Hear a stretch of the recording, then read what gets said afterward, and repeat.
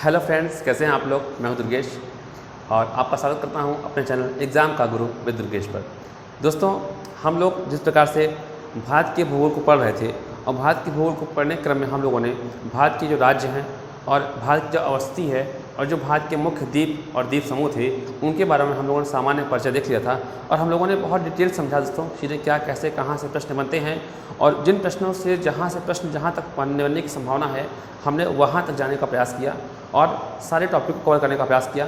आज हम लोग भारत की जो भू आकृतिक संरचना है उसको समझेंगे कि भारत की आखिर जो संरचना बनी है वो किस प्रकार से शुरुआत हुई और इसमें क्या क्या जो महत्वपूर्ण प्रश्न बन सकते हैं वहाँ से हम लोग पढ़ने का प्रयास करते हैं। ठीक है, आप लोग बने रहिए इस चैनल पर। और दोस्तों, मुझे लगता है आपको मैं अपना जो बताने का प्रयास कर रहा हूँ वो आपको अच्छे समझ में आ रहा होगा। ठीक है, तो शुरू करते हैं। देखिए, जैसा कि आप देख पा रहे होंगे ये भारत है, भारत का नक्शा, और ये है आपकी भारत की भू आकृतिक संरचना टॉपिक। ठीक है, इसके अंतर्गत दोस्तों भारत का जो भू आकृतिक संरचना है इसके अंतर्गत हम लोगों ने इसको 5 भागों में बांटा है। ठीक है, 5 भागों में पहला आपका है उत्तर एवं उत्तर पूर्व हिमालय। दोस्तों, जो आप ऊपर का पार्ट देख रहे हैं ये पूरा पार्ट आप देख रहे हैं ये पूरा दोस्तों आपका हिमालय है। ठीक है, ये पूरा आपका हिमालय है। इस प्रकार से चोटियाँ हैं। ठीक है, पूरी यहाँ तक जो है बिखरी हुई हैं। ठीक है, तो यही दोस्तों आपका ये उत्तर पूर्व का जो उत्तर और उत्तर पूर्व का जो हिमालय है वो आपका यही है। ठीक है, जिसके बीच का जो पार्ट आप देख रहे हैं ये वाला पार्ट ये आपका दोस्तों उत्तर का जो विशाल मैदान होगा, सेकंड पार्ट उत्तर भारत का विशाल मैदान वो यहाँ आएगा। ठीक है, भारत के मरुस्थल आप जानते हैं जम्मू कश्मीर, आपका राजस्थान और कुछ क्षेत्र आपका गुजरात, ये आपका भारत का मरुस्थल रहता है। प्रायद्वीपीय पठार जो 4 टॉपिक आपका प्रायद्वीपीय पठार आप देख पा रहे होंगे, ये जो आप देख रहे हैं पूरा पार्ट ये नीचे का ये आपका प्रायद्वीपीय पठार है। और तटीय मैदान दोस्तों आप कोस्टल एरिया से हम लोग हालांकि वाकिफ़ हो चुके हैं। ठीक है, और मैंने आपको बता चुका हूं, लेकिन फिर भी तटीय मैदान के अंतर्गत क्या आएगा वो मैं आपको आगे बताऊंगा। तो हमने भारत के भू आकृतिक संरचना को 5 भागों में बांटा है। कौन कौन सा? उत्तर एवं उत्तर पूर्व हिमालय, उत्तर भारत का विशाल मैदान, भारतीय मरुस्थल, प्रायद्वीपीय पठार और तटीय मैदान। इन चीज़ों को हम लोग विस्तार से पढ़ेंगे। ठीक है, विस्तार से पढ़ेंगे। और विस्तार से पढ़ने के क्रम में दोस्तों सबसे पहले ये जान लीजिए आप कि जो उत्तर एवं उत्तर पूर्वी जो हिमालय है जहाँ से हम चर्चा करेंगे भारत की, तो ये आखिर ये कैसे यहाँ मतलब कि किस प्रकार से स्थिति यहाँ बनी कि यहाँ बड़े बड़े पर्वत, बड़े बड़े हिमालय आप देख रहे हैं, माउंट एवरेस्ट, कंचनजंगा, जो विशाल चोटियाँ हैं पूरे विश्व की, वो यहाँ किस तरीके से यहाँ आ गई। ठीक है, और आप ये जानते होंगे कि जो आपका हिमालय पर्वत है ये आपका एक नवीन वलित पर्वत है। नवीन मतलब कि ये एकदम नया पर्वत है, मतलब इसकी जो बनने की संभावना है वो अन्य पर्वतों की अपेक्षा काफ़ी नई है। ठीक है, तो ये नूतन है, आपका नूतन बोलते हैं हिंदी में इसको। तो ये दोस्तों आपका जो देख रहे हैं, देखिए इसके पीछे जो कारण है, आपने एक सिद्धांत पढ़ा होगा प्लेट टेक्टोनिक का सिद्धांत, इसको हिंदी बोलते हैं प्लेट विवर्तनिकी का सिद्धांत। ठीक है, इसके अंतर्गत ये था कि सबसे पहले दोस्तों आपका एक देखिए बहुत पहले की बात है, ये एक सिद्धांत है, किसी को जानकारी नहीं है लेकिन एक सिद्धांत दिया गया है कि सबसे पहले सिर्फ एक ही आपका महाद्वीप था। इस महाद्वीप का नाम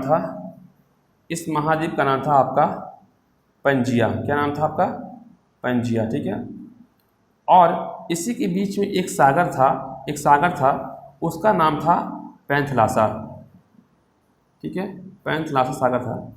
और जब ये पेंजिया पर बहुत ही ज़्यादा दबाव बना, बहुत ही संकुचन हुआ इस गोले का, इस पृथ्वी का, तो ये आपस में बहुत तेज़ी संकुचन के माध्यम से ये जो है बिखर गया। ठीक है, अब बिखरने के क्रम में जो इसका उत्तर मतलब ऊपर की ओर भाग गया, इसको कहा जाता है अंगारा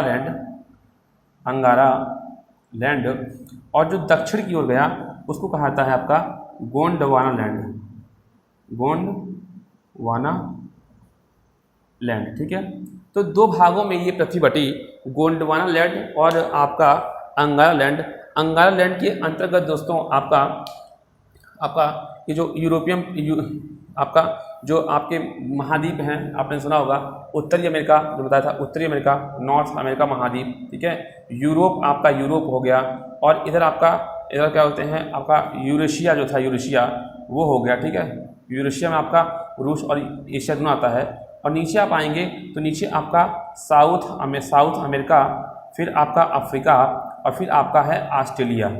तो इस प्रकार से ये दोनों जो है महाद्वीप आपस में बट गए।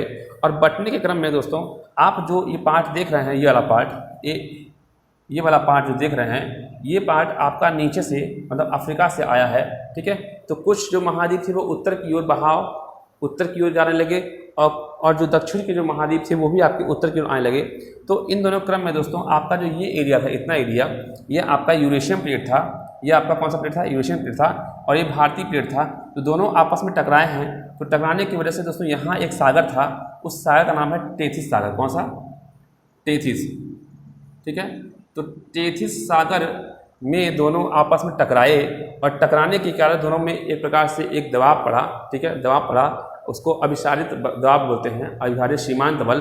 उसके पड़ने के कारण दोस्तों आपका यहाँ बड़े बड़े जो है आपके पर्वत पहाड़ यहाँ उस जमाव के कारण यहाँ खड़े हो गए, और इसलिए इसको दोस्तों आपका हिमालय पर्वत कहा गया, ठीक है।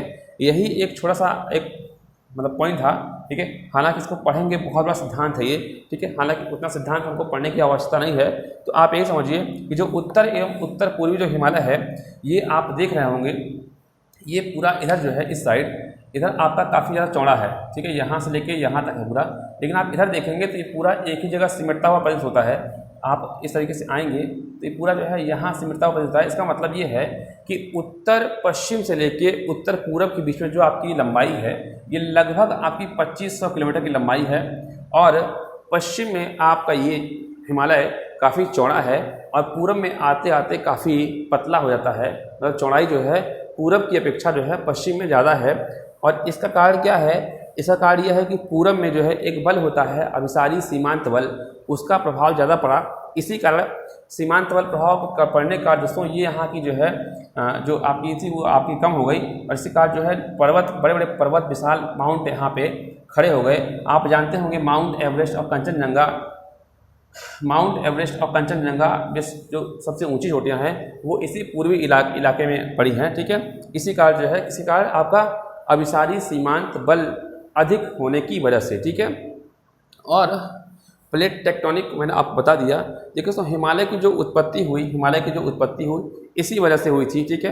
किसकी वजह से? यूरेशियन प्लेट और भारतीय प्लेट के टकराने की वजह से यहाँ जो आपका टेथिस सागर था, इसमें जो अवसाद था, उस अवसाद के जमने के कारण यहाँ बड़े बड़े पर्वत शिखर यहाँ उत्पन्न हो गए, ठीक है। और दोस्तों इसी हिमालय को हम लोग दोस्तों 4 भागों में बांटते हैं। इसी हिमालय को 4 भागों में बांट कर हम लोग पढ़ेंगे। देखिए हिमालय की जो आप बांटेंगे वो है आपका ट्रांस हिमालय, दूसरा है आपका ग्रेट हिमालय, से बृहद या आंतरिक हिमालय बोलते हैं, तीसरा आपका लघु हिमालय या बाह्य हिमालय होगा, और चौथा आपका उत्तर पश्चिम हिमालय, ठीक है। तो इन 4 प्रकार के हिमालय को हम लोगों ने बांट दिया है। एक ट्रांस हिमालय, ट्रांस मतलब होता है कि इसके पार का हिमालय, फिर ग्रेट हिमालय, ठीक है, फिर आपका लघु हिमालय। देखिए इस प्रकार से आप आएंगे, ट्रांस हिमालय, फिर आपका ग्रेट हिमालय, फिर लघु हिमालय, फिर आपका उत्तर पूर्व का जो हिमालय है, ठीक है। इस प्रकार से हम इसको पढ़ेंगे। इसको हम पढ़ेंगे अगले टॉपिक में। सिर्फ हमको आज ये जानना है कि जिस प्रकार से भू आकृतिक संरचना में हमने हिमालय को बांटा है, इसी प्रकार से नदी घाटियों के रूप में एक भूगोलवेत्ता थे जिनका नाम था सिडनी बुर्राड। क्या नाम था? देखिए आप यहाँ देख पा रहे होंगे, सिडनी बुर्राड ने नदी घाटियों के आधार पर भी भारत के जो हिमालय है, भारत का जो हिमालय का जो पार्ट है उसको बांटा है। और उसको बांटने के क्रम में उन्होंने बताया है पंजाब हिमालय, कुमायूं हिमालय, नेपाल हिमालय, असम हिमालय। देखिए ये हम लोगों ने उसकी आकृति और संरचना के आधार पे, और यहाँ हम लोगों ने नदी घाटियों के आधार पे, ठीक है, ध्यान दीजिएगा। तो आज हम लोग सिर्फ नदी घाटियों के आधार पर जो सिडनी बुर्राड ने इसको बांटा है उसको पढ़ेंगे। दोस्तों जो पंजाब हिमालय है, पंजाब, तो पंजाब हिमालय आपका, एक सेकंड रुकिएगा, दोस्तों पंजाब हिमालय जो आप देख पा रहे होंगे, ठीक है, ये पंजाब हिमालय है। आपको मैंने बताया था कल राज्य पंजाब, और पंजाब आपका यहाँ था, आपने देखा था, ये आपका जो एरिया है, ये एरिया ये पंजाब का था। और पंजाब हिमालय को इसलिए नाम दिया गया है क्योंकि पंजाब से देखिए इधर से एक नदी आती है, उस नदी का नाम है आपका सिंधु नदी, ठीक है, कौन? सिंधु नदी। और यहीं से एक आती है सतलज नदी। इन दोनों के जो बीच का जो एरिया है, इन दोनों के बीच का एरिया है, कुल मिला के आप ऐसे बोल सकते हैं कि ये पंजाब से लेके आपका ये, ठीक है, ये एरिया आप देख पा रहे होंगे। तो ये एरिया आप इसको जो है इन्होंने पंजाब हिमालय कहा। क्या कहा? पंजाब हिमालय कहा। और पंजाब हिमालय को दोस्तों ये लगभग आपका लगभग 550 मतलब 560 किलोमीटर का एक प्रकार से उन्होंने रेंज रखा है कि इतने रेंज को इन्होंने पंजाब हिमालय की संख्या दी। और किसकी नदियों के बीच में? सिंधु नदी और सतलज नदी के बीच का क्षेत्र। कौन सा? सिंधु और सतलज। ठीक है, सिंधु और सतलज की नदियों के बीच के क्षेत्र को क्या कहा सिडनी बुर्राड ने? पंजाब हिमालय। और इसकी जो लंबाई थी वो 560 किलोमीटर। और दोस्तों इसके आगे आप बढ़ेंगे, इसके आगे बढ़ेंगे तो आपको यहीं पड़ेगा उत्तराखंड में, वो है आपका कुमायूं हिमालय। कौन सा हिमालय? कुमायूं हिमालय है। ठीक है, ये आपका कुमायूं हिमालय है और इसकी लगभग दूरी 320 किलोमीटर है।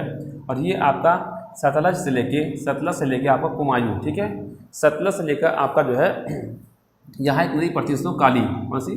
काली नदी। तो सतलज और काली नदी के बीच के क्षेत्र को सिडनी बुर्राड ने क्या कहा? आपका कुमायूं हिमालय, जिसकी लंबाई कितनी थी? 320।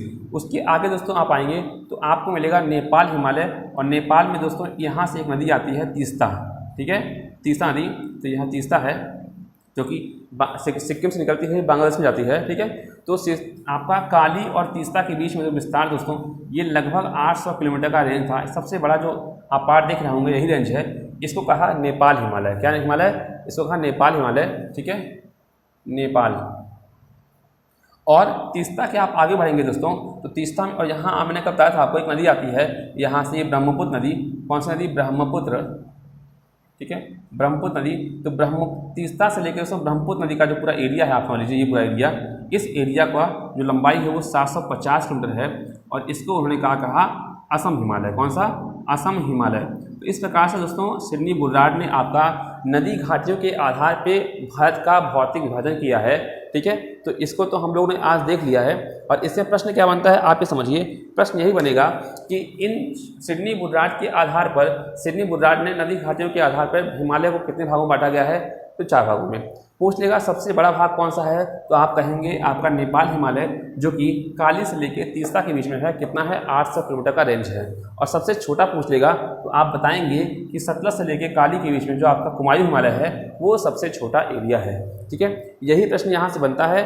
और क्योंकि आगे हम लोग काफ़ी डिटेल पढ़ेंगे क्या चीज़, हिमालय की उत्पत्ति जो आपकी इस आधार पे हुई है, ट्रांस हिमालय, ग्रेट हिमालय, लघु हिमालय और उत्तर पूर्वी हिमालय। ये बहुत ही महत्वपूर्ण चैप्टर रहेंगे आप लोगों के लिए, क्योंकि इसमें कुछ मुख्य चोटियाँ हैं, कुछ नदियाँ हैं, कुछ आपके घास स्थल हैं, इनका डिटेल करना आज संभव नहीं है, चूँकि इससे क्या होगा वीडियो काफ़ी लंबे हो जा रहे हैं। और मैंने आपसे वादा किया था कि 10 से 12 मिनट या 5 मिनट का लेक्चर रहेगा आपके लिए, जिससे आप सफिशिएंट रूप से जो आपके लिए पॉइंट हो आप उसी को देख सकें। बाकी चीज़ों को आप किताबों के माध्यम से कहीं पढ़ लीजिए, लेकिन जो मैं यहाँ बता रहा हूँ यही आपके लिए सफिशिएंट होगा एग्जाम के पॉइंट ऑफ व्यू से। अगर हाँ बहुत पढ़ने की आवश्यकता है तो आप इसका किताब खरीद सकते हैं। ठीक है, माजिद हुसैन जो आपका भारत का भूगोल है उसके अंतर्गत आप पढ़ सकते हैं। लेकिन मैं आपको जो तथ्य सार दे रहा हूँ यहाँ आपका एक प्रकार से निचोड़ है। ठीक है, जिस प्रकार से कहते हैं कि जो दूध होता है, दूध को आप मट्ठा बनाइए, दही बनाइए और दही से आप मक्खन निकालिए, घी निकालिए, तो जो अंतिम सार होता है वो घी होता है। तो घी को ही निकाल के मैं यहाँ प्रस्तुत कर रहा हूँ। बाकी आपको अगर दूध और दही मट्ठा पढ़ना है तो आप माजिद हुसैन लीजिए, बहुत विस्तार से वहाँ लिखा हुआ है, आपकी समझ अच्छी होगी। अगर आपको पढ़ना है तो आप उसी किताब को ऑथेंटिक एक बुक को लेके चलिए। ठीक है, अन्य बहुत सारी बुकों को दोस्तों मार्केट से उपलब्ध हैं, लेकिन आप उनको लेंगे तो आप उसे पगला जाएंगे। आप केवल और केवल 2 ही सोच लीजिए अगर पढ़ना हो तो, एक ऑथेंटिक बुक और एक जो है मैं आपको लेक्चर जो दे रहा हूँ आप इसको समझने का प्रयास कीजिए। ठीक है दोस्तों, यही यहाँ से क्वेश्चन बनता है। तो मैंने बताया आपको हिमालय की उत्पत्ति कैसे हुई, हिमालय किस प्रकार से आपका उत्पन्न हुआ।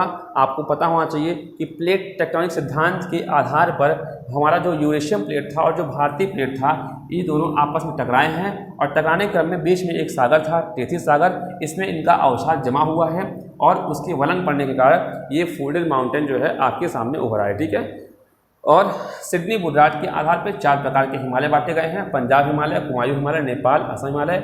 इन चारों का डिस्टेंस कितना है, कौन कौन सी नदियों के बीच में है, यही प्रश्न आते हैं। आप इसको देख लीजिएगा। और कल हम लोग पढ़ेंगे हिमालय की उत्पत्ति के क्रम में ट्रांस हिमालय को। ठीक है, जो चारों टॉपिक इसमें बड़े बड़े टॉपिक हैं, इसलिए हम लोग एक एक टॉपिक करके पढ़ेंगे।